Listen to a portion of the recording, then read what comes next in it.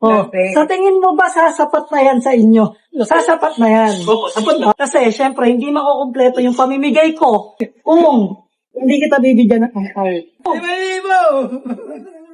Kung may isang internet personality sa Pilipinas na talagang maraming pinagdaanan sa mata ng publiko, isa na doon si Wamos Cruz. Mula sa pagiging simpleng street dancer, hanggang sa pagiging viral vlogger, hanggang sa pagiging tatay at negosyante. Pero sa kabila ng kanyang pag-angat sa buhay, hindi rin nawala ang mga kontrobersya na sumubok sa kanyang pangalan at reputasyon. Kaya ang tanong ng marami ngayon, nagbago na nga ba talaga si Wamos o isa lang itong pagbabago ng imahe para sa publiko? Balikan muna natin kung paano nagsimula ang lahat. Noong una, nakilala si Wamos bilang isang masayahing content creator sa social media. Simple lang ang formula ng kanyang content noon, mga pranks, kulitan at mga viral moments kasama ang kanyang partner na si Antoinette Gale. Hindi siya yung typical na influencer na parang artista ang dating o sobrang polished sa camera. Sa katunayan, maraming tao ang nang-ookray sa kanya dahil sa kanyang itsura. Pero may isang bagay na nagustuhan ng mga tao sa kanya, parang totoo siya. Hindi siya nagpanggap na perpekto at kung ano siya sa totoong buhay, iyon din ang ipinapakita niya sa kanyang mga vlog. Dahil dito, unti-unting lumaki ang kanyang fanbase. Maraming tao ang natuwa sa kanilang love story ni Antoinette at sa mga simpleng content nila na minsan nakakatuwa, minsan nakakainis, pero madalas ay nakakakuha ng atensyon ng mga netizens. Sa social media kasi, hindi mo kailangang maging perpekto para sumikat.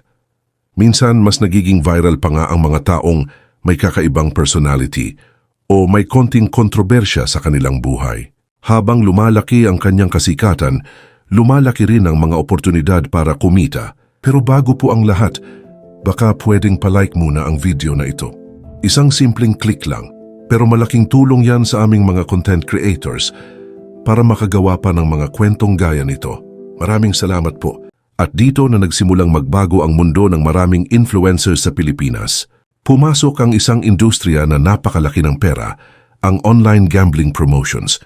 Maraming vlogger ang nagsimulang mag-promote ng mga online betting apps at gambling websites. Sa una, parang normal lang ito sa social media at para lang itong ordinaryong endorsement. Pero kalaunan, napansin ng mga otoridad na may mas malalim na problema. Kasabay ng pagdami ng gambling promotions sa social media, dumami rin ang mga Pilipinong sumusubok sa online betting. Maraming eksperto ang nagsabing nagiging mas madali para sa mga tao, lalo na sa kabataan, na ma-expose sa pagsusugal dahil sa mga content na nakikita nila online. Balita ako, marami ka na na-i-scam at nabubudol ah. Sayang eh. Wala na eh. Imbis na i-motivate mo yung mga Pilipino sa tamang gawain, i-motivate mo yung mga Pilipino sa sugal. Di mo yung kapatid mo ngayon, imbis na paldo na, bumaba pa. Ano nangyari? Sa bagoong napunta. Sana naman. Ikaw ba may trabaho ka? Tatanungin kita. Pero naman. At bakit kailangan mong insultuhin yung mga nagtitinda ng mga bago? Tumataas yung video. Sabi ko lang. I-motivate mo yung tao. I-motivate mo yung tao, yung Pilipino sa tamang gawain. Kasi kung hindi mo i-motivate yung Pilipino sa tamang gawain, malulubog ang Pilipino. Kapag nakita ng isang fan na ang paborito niyang influencer ay tila nananalo o kumikita sa sugal, madaling isipin na madali lang itong paraan para kumita ng pera.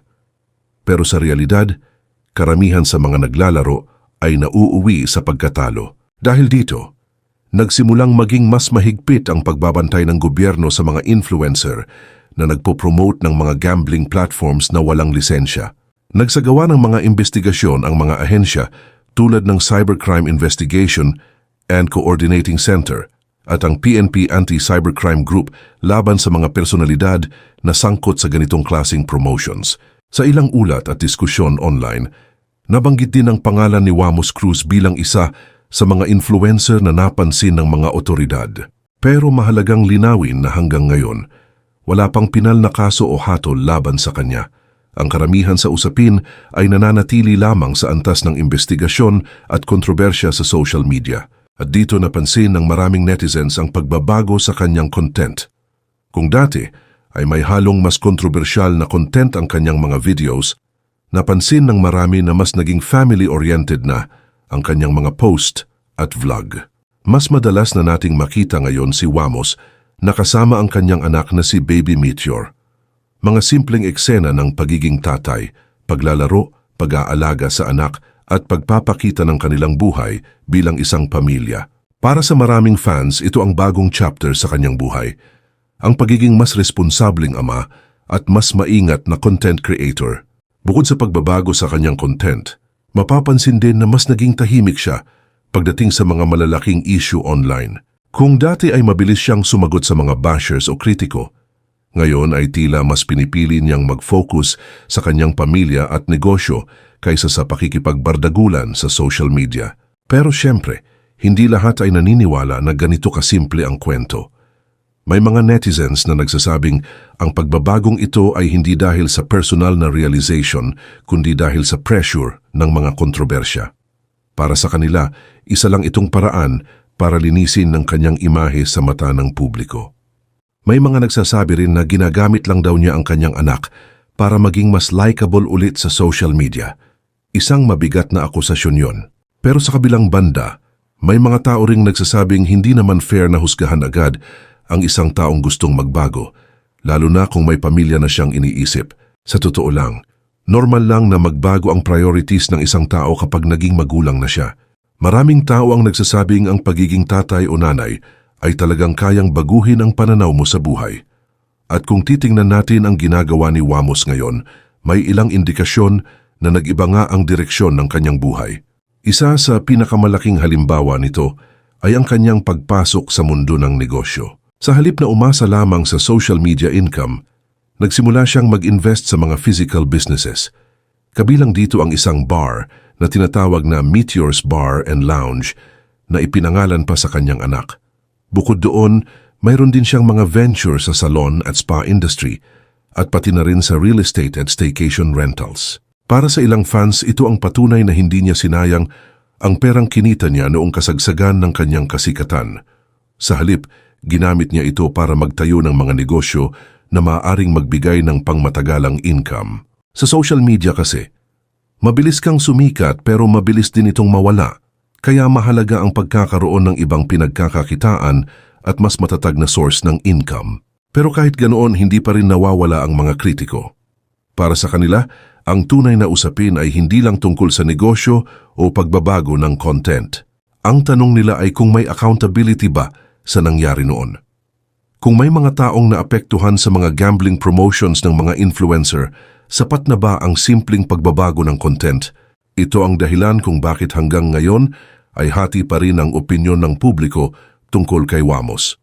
May mga taong naniniwala sa second chances at naniniwalang ang mahalaga ay ang kasalukuyang ginagawa ng isang tao para magbago. Pero may mga tao ring naniniwala na ang pagbabago ay dapat may kasamang pag-ako ng responsibilidad. Sa ngayon, wala pang pinal na hatol o kaso laban sa kanya. At karamihan sa mga usapin ay nananatiling bahagi ng public discussion sa social media. Habang nangyayari iyon, mukhang pinili niyang umiwas muna sa ingay at kontrobersya. Hindi siya nakipag-away online tungkol sa issue, at mas pinili niyang mag-focus sa kanyang pamilya, negosyo at mga bagong content.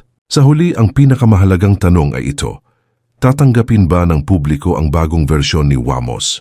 O mananatili siyang isang halimbawa ng influencer na minsang nasangkot sa kontrobersyal na bahagi ng social media industry? Sa dulo ng lahat ng ito, isang bagay ang malinaw: sa internet, madaling sumikat at mabilis kumita. Pero ang reputasyon, kapag nasira, napakahirap ibalik. Kaya ang tanong ngayon ay hindi lang kung nagbago ba si Wamos, kundi kung paniniwalaan ba ng mga tao ang pagbabagong iyon.